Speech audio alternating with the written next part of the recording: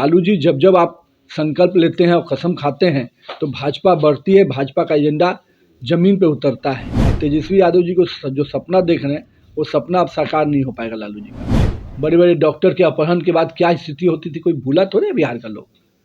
Mahindra showroom में शादी के समय में क्या क्या होता था कोई भूला थोड़े है। लालू प्रसाद यादव ने कल भाजपा के ऊपर तीखा प्रहार किया था। उन्होंने कहा था कि हम लोगों के रहते भाजपा की सरकार बिहार में कैसे बन जाएगी। भाजपा ने कहा दिल्ली अभी झांकी है, बिहार अभी बाकी है। तमाम नेताओं के द्वारा ये बयान दिया गया था। और वहीं लालू प्रसाद यादव के साला सुभाष यादव ने गंभीर आरोप लगाए। उन्होंने कहा है कि जब लालू राबड़ी का शासन था तो उस समय सीएम हाउस से किडनैपिंग उद्योग होता था और किडनैपिंग कहाँ होना है उसकी बातचीत होती थी। और जिस तरीके से जो भी किडनैपिंग अपहरण बिहार में होता था वो सीएम हाउस से होता था। उसको लेकर अब बिहार में सियासत काफ़ी गर्म है। बिहार सरकार के मंत्री, भाजपा के नेता नितिन नवीन क्या कुछ कहते नजर आ रहे हैं, पहले आपको पूरी बयान सुनाते हैं। नहीं सरकार बना देंगे जब तक वो है मेरे रास्ते। लालू जी ने कई बार ऐसे संकल्प और कसम खाए हैं। आपको याद होगा कि अयोध्या में राम मंदिर नहीं बनने देंगे, रथ को रोका था। आज क्या हुआ? अयोध्या में भव्य राम मंदिर बन के तैयार है। लालू जी ने कहा था कि मेरे रहते 370 धारा समाप्त तो नहीं होगी, और आज 370 धारा समाप्त भी हो गई और जम्मू और कश्मीर में तिरंगा लहरा भी रहा है। तो लालू जी, जब जब आप संकल्प लेते हैं और कसम खाते हैं तो भाजपा बढ़ती है, भाजपा का एजेंडा जमीन पे उतरता है। तो मेरा ये मानना है आप इसी तरह से संकल्पित होते रहिए, भाजपा बढ़ेगी। भाजपा पूर्ण रूपेण से पूरे देश में जिस प्रकार से हमारी सरकार चल रही है, बिहार में भी एनडीए गठबंधन के नेतृत्व में, नीतीश कुमार के नेतृत्व में फिर से भाजपा की सरकार बनेगी। लेकिन लालू जी इस बार तेजस्वी यादव को मुख्यमंत्री बनाने के लिए काफी एक्टिव नजर आ रहा है। अरे भाई, तो उनका तो सबसे बड़ा विषय यही है। उनको बिहार की जनता से थोड़े मतलब है, परिवार से मतलब है। और पहले भी उन्होंने परिवार की ही चिंता की है। अब उनका एजेंडा बिहार के गरीब को, युवाओं को रोजगार देने का तो है नहीं, बिहार के छात्रों को रोजगार देने का है नहीं, शिक्षा देने का है नहीं। उनका एजेंडा है केवल अपने पुत्र को सत्ता पर पहुंचाने का। तो सत्ता पहुंचाने के लिए परिवार में तो उनको जो आपस की खींचतान चल रही है उसको कहीं ना कहीं लालू जी उससे भी परेशान हैं। और तेजस्वी यादव जी को जो सपना देख रहे हैं वो सपना अब साकार नहीं हो पाएगा लालू जी का। सुभाष यादव के बयान को कैसे देखते हैं? सुभाष जी जो भी बयान दे रहे हैं या जो भी उनके परिवार के सदस्य बयान दे रहे हैं, मेरा ये मानना है कि ये वही बातें हैं जो भारतीय जनता पार्टी ने इतने दिनों से कही कि फिरौती, जंगल राज, अपहरण, उद्योग, ये सब तो उनके खुद के सरकार के संरक्षण में चलता था। अब तेजस्वी यादव बताएं कि इस पर क्या कहना है। हम लोग जब जंगल राज करते हैं तो उनको तितकी लगती है, लेकिन आज बताइए कि आपके घर से फिरौती और अपहरण के मामले सुलझाए जाते थे, उस समय आपके यहाँ संरक्षण मिलता था।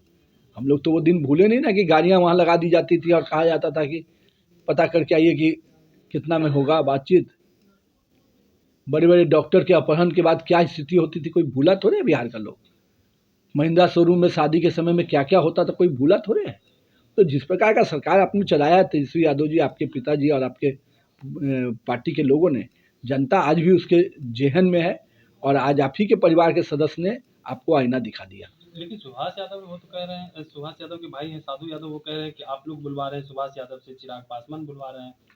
अब देखिए कौन किससे बुलवा रहा है, जो बातें जनता के बीच में है और आज तक हम लोग इसको कहते रहे हैं, आज उनके परिवार के सदस्य ने कहा है, तो अब उसको अब किस आईने से देखते हैं कि जनता के सामने ये विषय बहुत क्लियर है। अब कांग्रेस अपने नेतृत्व पे खुद ही विश्वास नहीं करती है। हर 6 महीना, साल भर में संगठन को जिस प्रकार से बिना स्ट्रक्चरल तरीके से बदलाव किया जाता है, तो मेरा मानना है कि कांग्रेस के ऊपर के नेतृत्वकर्ता ही कन्फ्यूजन स्थिति में है।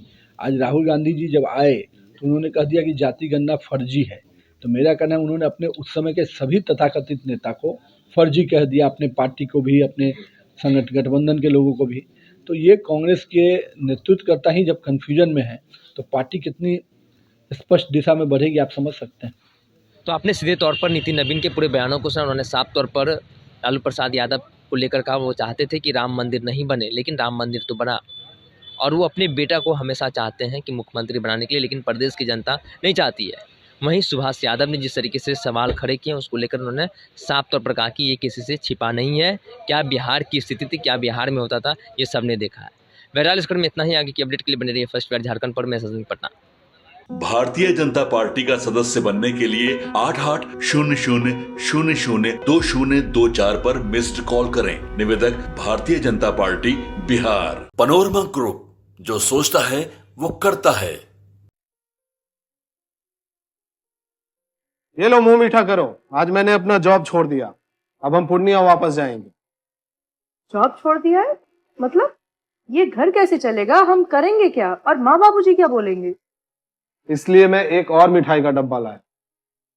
अपने बिजनेस के लिए लोन अप्रूव हो गया। अरे लोन अप्रूव हो गया वो तो ठीक है, लेकिन पूर्णिया में हम रहेंगे कहाँ? अपना घर भी तो नहीं है वहाँ। इसलिए तो एक और मिठाई का डब्बा अलग से लाया हूँ। हमने पूर्णिया में घर ले लिया है, पूर्णिया के ई होम्स पैनोरमा में। पूर्णिया में पैनोरमा ग्रुप लेकर आए हैं ई होम्स पैनोरमा। बड़ा घर, आलीशान जिंदगी और अत्याधुनिक सुविधाओं के संग। अरे अरे, अब क्यों मुंह मीठा करवा रही हो? क्योंकि हम घर वापसी जो कर रहे हैं। घर वापसी की खुशी पूर्णिया में ई होम्स पैनोरमा के संग। ई homes panorama, luxurious lifestyle redefined.